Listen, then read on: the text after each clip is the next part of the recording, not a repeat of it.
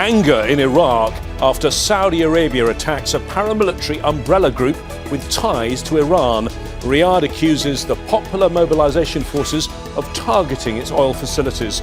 As the US-Iran war drags on, what are the risks of the conflict spreading? This is Inside Story.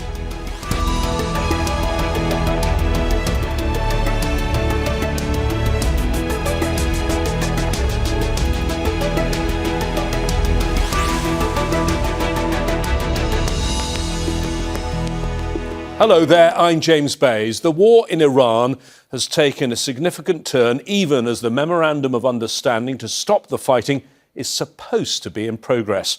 Saudi Arabia, in coordination with the US, has carried out strikes inside Iraq against armed groups with ties to Iran. Riyadh accused the Popular Mobilisation Forces, or PMF, of attacking its oil facilities. The strikes have ignited fears of an escalation. Now the PMF is promising to retaliate, and one of its factions has given the Iraqi government a week to respond to the Saudi attacks. What could happen if it doesn't? Will Saudi Arabia end up being further dragged into the war? We'll talk to our guests about all of this in a moment, but first this report from Ferdia Carr. At a funeral on the streets of Baghdad, members of the Popular Mobilisation Forces and their supporters mourn the dead.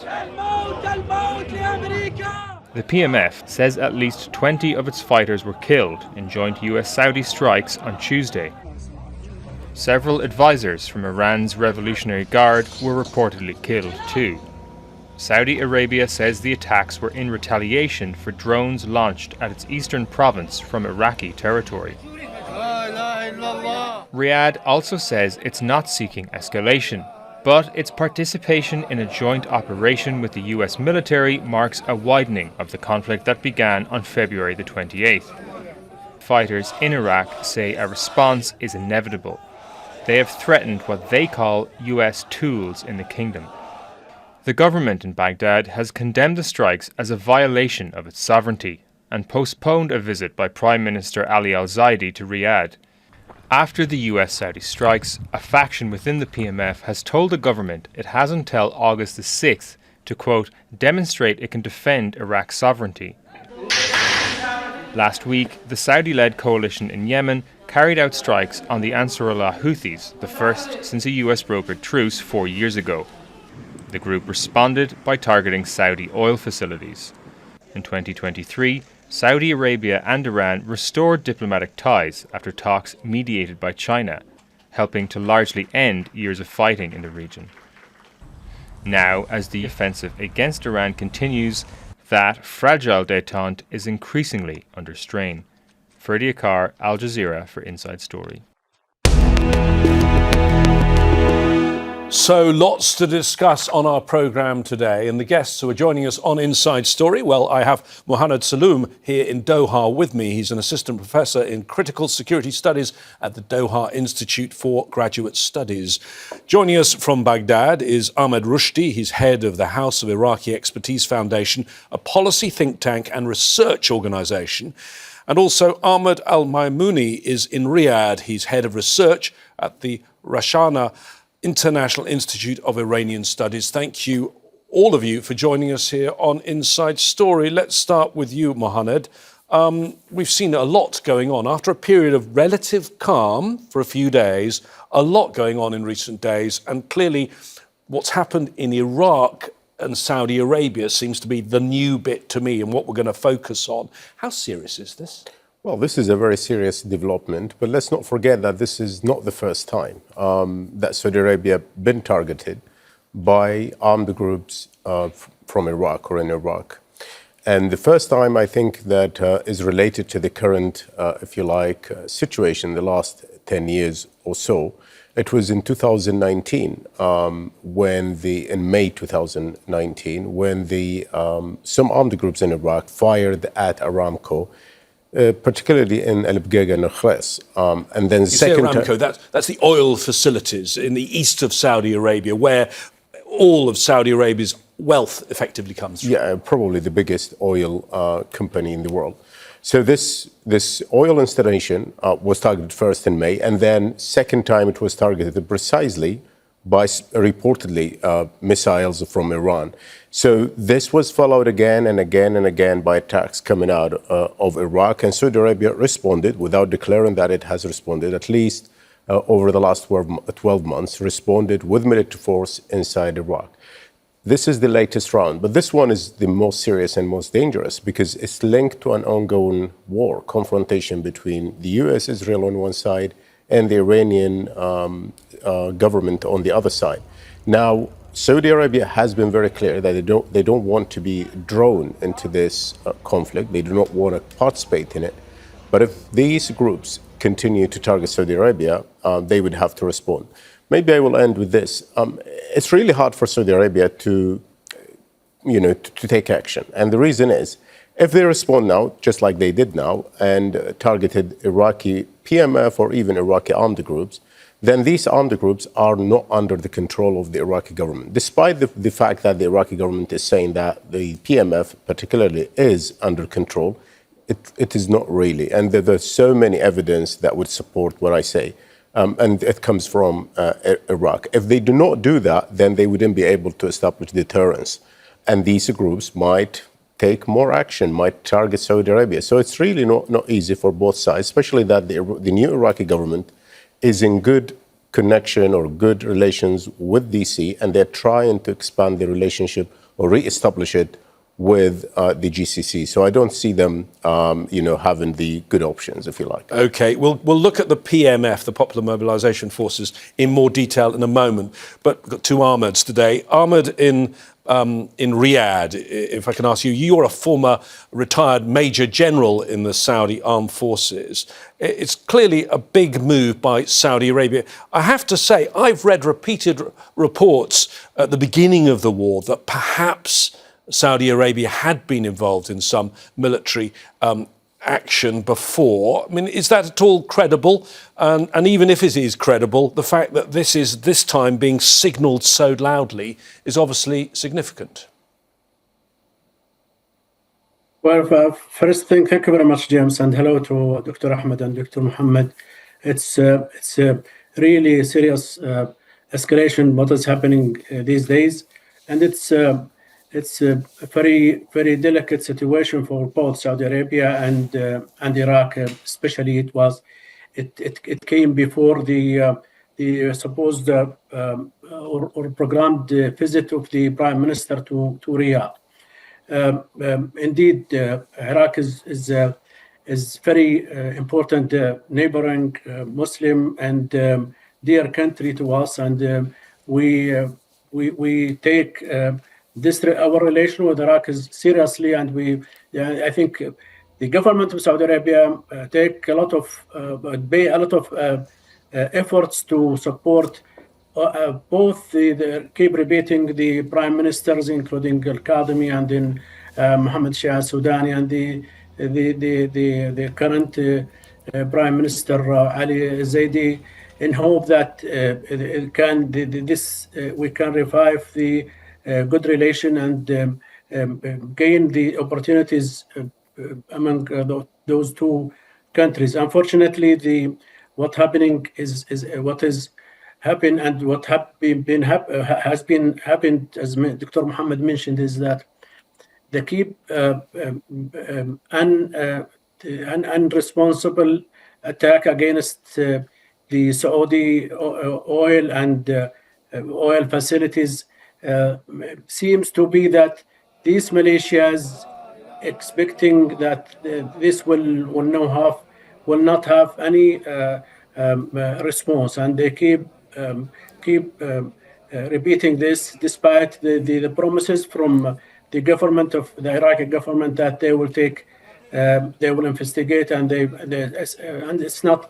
I think it's been 30 times that these militias have attacked the Saudi oil facilities. And sorry to interrupt, but there are claims from some sectors that these drones were not fired from Iraq. You are a military expert. Are you sure that these attacks did come from Iraq? It's very, very important here to declare that Saudi Arabia will not announce anything without having certain evidence that this came from, and the fact that any incident that is happening or attack, the embassy here in Riyadh is informed in the same time, and they report this to the whole of the Iraqi governments, and then not easy for Saudi Arabia, and it's not from the nature of Saudi Arabia to take action without any evidence that this is happening, and they are ready to discuss this with the Iraqi party, and it has been reported with the United Nations, and the Iraqi have their rights to say otherwise, and there will be investigation, and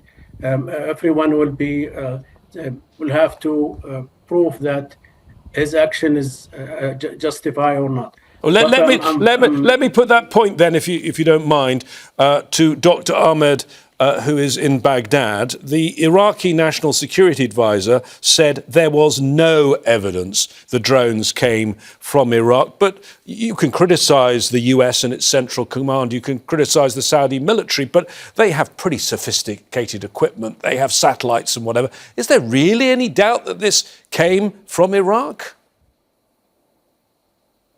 Well, James, we must talk frankly and honestly. We have now facts. Number one, all the militia are out of control from the hands of the Iraqi government. Number two, all the drones have been launched from Iraqi territories. Number three, al-Zaidi has its own pressure from the militia to stop him to go to KSA, to go to Saudi Arabia, to start something with them in the new era of relations. Number four, we all know that even the militia, they are fighting for a major cause, a holy cause,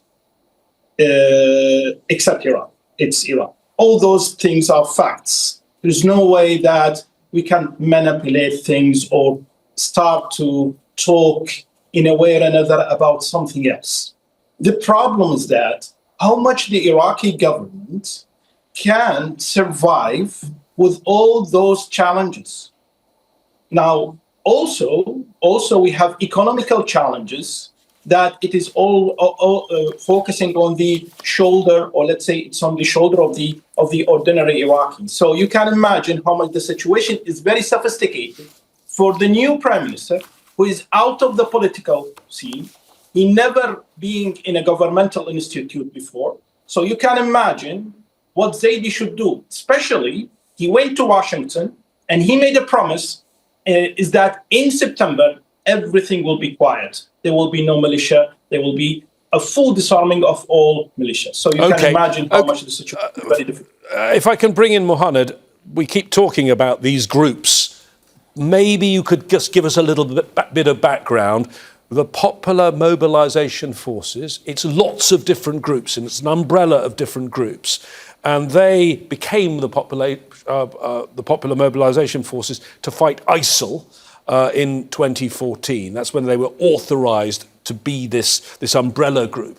But some of them have a much longer history, do they not? Obviously, yeah. And they were formed actually before the rise of ISIS. They were formed in 2012, at least 2 years before the rise of ISIS. And they were like some Iraqi militias or some Iraqi political parties. They were formed in Iran. They were supported by Iran. And they wanted to create something similar to the IRGC in Iraq. That idea did not take off until the rise of ISIS. There was a good excuse to have all these groups armed and funded by the Iraqi government, and they would become later the parallel force that we have today. Once the war against ISIS erupted, these militias, they answered a call from the Supreme Ayatollah Sistani in Iraq, and who ordered, if you like, or issued a fatwa to fight against ISIS, not to form this militia. But then they became a de facto force in Iraq. They rose up to the political side of things, and now they're part of the parliament. But what is confusing, I think, because we talk sometimes about groups that are pro-Iran, and then we talk about the Popular Mobilisation Forces. Are they the same thing, or are some of them the same thing? Some of them are the same thing. So basically, the PMF is the umbrella. it's a massive umbrella under which all militias in Iraq are enrolled. And why is that? Because they need to have legal cover to carry arms. They need also support, financial support from the government. They cannot get that but through the PMF, because anytime the government would take action against them, they would say, we have been approved by the parliament, we are a governmental body, you cannot touch us. And this is currently the narrative, as you see. Saudi Arabia targeted them, and they said, you're targeting an official body of the Iraqi security apparatus, and they are calling on the prime minister to respond. But then some of these militias, they have one hat with the PMF and another hat with Iran. And they're maybe linked. even getting two salaries, some of them. Oh, some of them, they get two salaries. But I think there is another side to corruption that it would cover that for them. But at the moment now, they're trying to get some cover, legal cover, so that they can protect themselves. But they're also acting on behalf of Iran, some of them, not all of them. And they're doing things that not even the leadership of the PMF itself knows about. And okay. So I think that's the issue. Let me bring in General Ahmed on this. You are aware of the recent history of Iraq, the very troubled history of Iraq. I mean, when Saudi Arabia takes this action, it must be aware of the difficulties facing the Iraqi government and the Iraqi prime minister. And actually, you're making it even harder for him.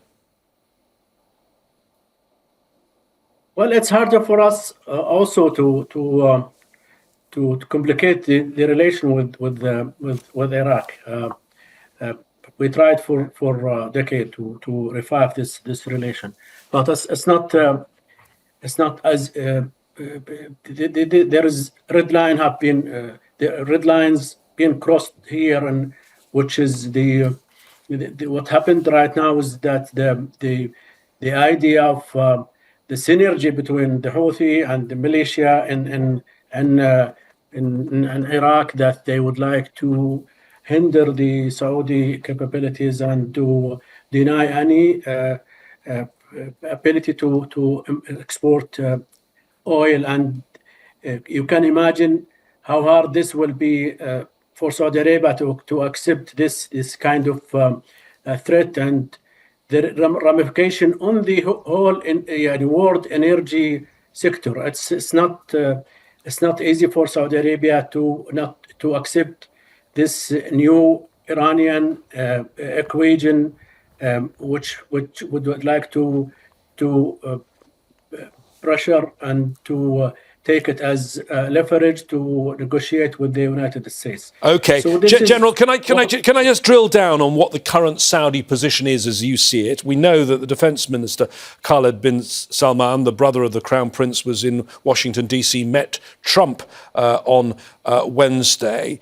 Israel, we think, Netanyahu is pushing again for further action against Iran. Is that the Saudi position? Does Saudi want escalation, or was this action simply to say a red line has been crossed, you must never cross it again?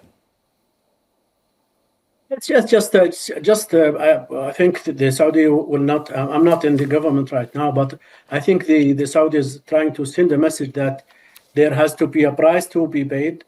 This is a warning, and we will not accept. We don't, as been mentioned by the foreign minister, that this is not escalation, but it's kind of red lines that we don't want to repeat or accept to be on our energy sector, and can't be accepted that the Iranian would like to balance their or the negotiation with Iran on our expenses as Saudi. Dr. Ahmed in Baghdad, how difficult is the situation now of the very new Iraqi Prime Minister Ali al-Zaidi? He only took office in May. Nouri al-Maliki, the old Prime Minister, was trying to get a return to the job, and the US blocked that. But he's supposed to disarm these groups by September. Pretty impossible, isn't it? Well, James, let me speak about militia first, then I will answer the question. Is that, let us not forget something very important. The first militia who entered Iraq after 2003 was Badr.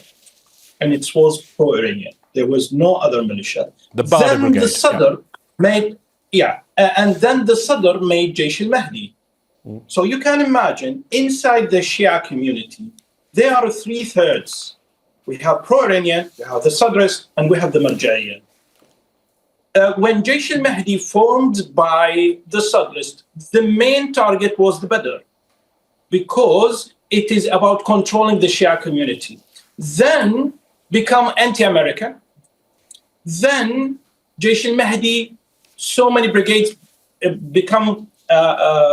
has been dropped from it to go to Maliki and to go to the Iranian to start another militia, another Badr, which was at that time at the beginning of 2005, something like that, to fight the insurgency, the Sunni insurgency.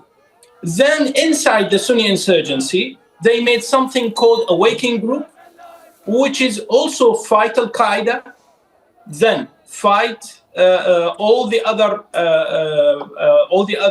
militia that presented against the government, against the Iraqi government at that time. Then after that, all those awakening groups have been put in prison. So only the arming militia was Jaish al-Mahdi and something else who start to be pro-Iranian. Then Daesh came, then the fatwa have been published. Then we have now multiple militia under the umbrella of the Hashd al-Sha'bi. But the most important thing, the one who is attacking Gulf countries are not inside the Hashd al-Sha'bi, because they are not accepted to be inside the Hashd al-Sha'bi, in spite the names are inside the Hashd al-Sha'bi. And the most important thing is that they are taking salaries from the Iraqi government. You paint a very, very complex picture, and complex to me. And I spent some time during that long history in Baghdad covering this. But yes, quickly, because we don't have a lot of time. How difficult? Yeah, how difficult is it for him? That's why Al-Zaidi has a major problem now. How he can deal with the situation? Is it possible? It is something very difficult. Is it possible for him to meet this September deadline? In no way. No, it's my opinion. Okay. I don't think Zaidi will stay as a prime minister until September. Okay. Now, I think there is a pressure on him inside the parliament, is that we should speak to Al-Zaidi about those attacks and why he didn't actually announce that he knows about it. Because Trump said he knows. So you think he won't survive as Prime Minister? I think so, if he won't have solutions outside the box. Because I think his capabilities, he is not a politician, he's a businessman. He didn't manage to have a role inside any governmental institute. So how he can manage those problems? I don't know. Maybe he has some sort of a magical formula. I don't know, honestly. It looks like he will have so many problems. He will actually face something very important for Iraqis, which is the salaries. Until now, we didn't have, as Iraqi, until now the July salaries. So you can imagine how much the situation is very difficult for him. And I was looking at the IMF figures suggesting that Iraq is actually in a worse place than Iran in terms of its contracting economy. Muhanad, let's widen this out for a moment. It is widening out. The countries involved, directly involved in the fighting, the numbers are growing because of what we've seen in recent days. And of course, we're supposed to be in a period of negotiation. There was supposed to be 60 days under a Memorandum of Understanding for negotiation between Iran and the US. Just over 2 weeks left. What do you think are the chances of diplomacy? Is it dead? Or, as some have argued, is perhaps the fighting going alongside the talking, and both things are shaping the future right now? There is always space for diplomacy. The thing is, this war and the MOU, this war has been fought. The US obviously has the upper hand in terms of military capabilities. They have done a lot of damage to Iran. And now the Trump administration thinks that Iran should come and accept all the US terms, basically surrender. He has been saying this clearly and loudly for the last, 7 months or something. Now, Iran is saying that we survived, we paid the price, what are you giving us in return? So two countries are talking in different languages. The MOU, which was supposed to lead to the nuclear negotiations, really led to one party thinking that it owns the Strait of Hormuz now, and the other side thinks that they won. OK. I want to just bring in General Ahmed again at the end. What's the mood in Riyadh, briefly? I mean, Trump was going to have a short war. It's certainly not been a short war. Do you see any hope that it could end soon, or is this the future for this region for the rest of this year? Well, it's getting, in my opinion, is getting more difficult now for both sides to accept to surrender to the other. You know, it's if the United States just let Iran control Hormuz and now not giving any compromise regarding the nuclear file or other files, that's humiliation, or it's not acceptable for the superpower to accept this fact. From the other side, the Iranian believe that they have the magic or the upper hand on controlling via Hormuz, and what is happening now in igniting the Bab al-Mandeb and driving the militia in Iraq to attack Saudi Arabia is part from this effort to have a new leverage and to widen the conflict and taking the border to away from their imminent border. But General Ahmed Al-Maimouni, thank you very much, and also to Dr. Ahmed Rushdi and Muhanad Seloom joining us on Inside Story. Stay with Al Jazeera for all the developments across the region, and remember, for further analysis and context, take a look at our website, aljazeera.com. We'd love to hear your views. Go to our Facebook page, that's facebook.com/AJ Inside Story, or on X, look for @AJ Inside Story. That's it from me, James Bays, and the team here in Doha. But stay tuned, Al Jazeera's coverage continues in just a moment.